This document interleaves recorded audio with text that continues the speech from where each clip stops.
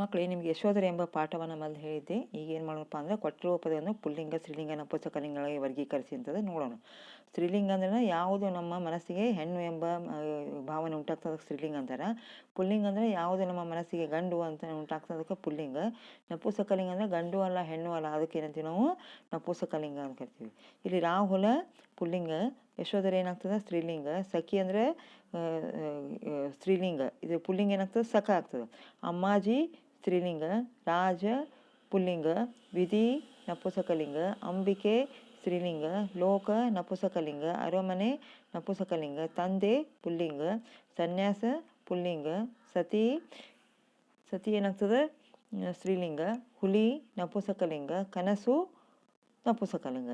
ಇನ್ನು ಕೊಟ್ಟಿರುವ ಪದಗಳ ಬಹುವಚನ ರೂಪ ಬರೆಯಿರಿ ಅಂದರೆ, ಏಕವಚನ ಅಂದರೆ ಒಂದೇ ಇರೋದಕ್ಕೆ ಏಕವಚನ ಅಂತೀವಿ, ಒಂದಕ್ಕಿಂತ ಹೆಚ್ಚಿರೋದಕ್ಕೆ ನಾವೇನಂತೀವಿ ಬಹುವಚನ ಅಂತೀವಿ. ನಾನು ಇದು ಏಕವಚನ, ಅಮ್ಮ ಏಕವಚನ, ಕಿರಿಯ ಯಾಕಂದರೆ ಕಿರಿಯ ಅಂದರೆ ಏಕವಚನ, ಬಹುವಚನ ಏನಾಗ್ತದೆ ಕಿರಿಯರು ಆಗ್ತದೆ. ನಾನು ನಾವು ಆಗ್ತದೆ, ಅಮ್ಮ ಅಮ್ಮಂದಿರು, ಕಿರಿಯ ಕಿರಿಯರು, ರಾಜ ರಾಜರು, ನನ್ನ ನಮ್ಮ, ಲೋಕ ಲೋಕಗಳು, ಬಾಲಕ ಬಾಲಕರು, ಮಗು ಮಕ್ಕಳು, ತಾಯಿ ತಾಯಂದಿರು, ದೇವ ದೇವರು, ಸ್ವರ ಸ್ವರಗಳು, ತಾತ ತಾತಂದಿರು, ನೀನು ನೀವು ಆಗ್ತದೆ.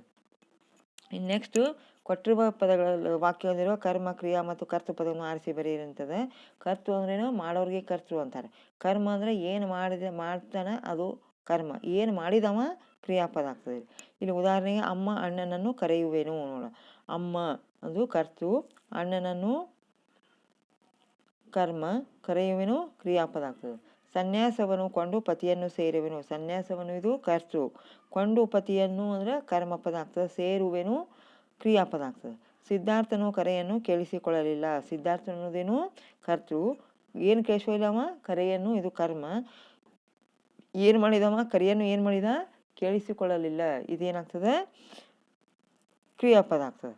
ಅಂದರೆ ಕರ್ತೃ ಅಂದರೆ ಮಾಡೋರು, ಏನು ಮಾಡಿದ ಕರ್ಮ, ಏನು ಮಾಡಿದವ ಕ್ರಿಯಾಪದ ಆಗ್ತದೆ. ಅದಕ್ಕೆ ಕರ್ತೃ ಕರ್ಮ ಕ್ರಿಯಾಪದ ಇದ್ರೆ ಅಷ್ಟೇ ಅದು ಒಂದು ವಾಕ್ಯ ಪರಿಪೂರ್ಣ ಆಗ್ತದೆ.